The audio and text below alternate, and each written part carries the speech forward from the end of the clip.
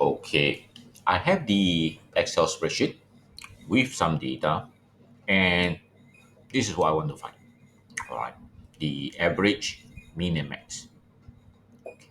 So I don't have to calculate it myself using the formula because you already have the function. Right? See that the functions are here. So select the function you want. Like for instance, this is the average. Where you want it,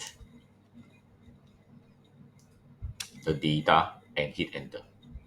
The same goes for your mean and your max. Right. So your data is here, and the last one is your max. So the data is here. Right. So you will see the mean is actually zero, this value. Your maximum is actually 84, this value over here.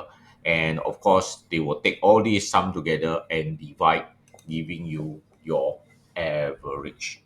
So you do not have to create very complex formula, all right, which is all your sum up, then divide by the number of element, okay, just to get your average. Just use the function that is already here.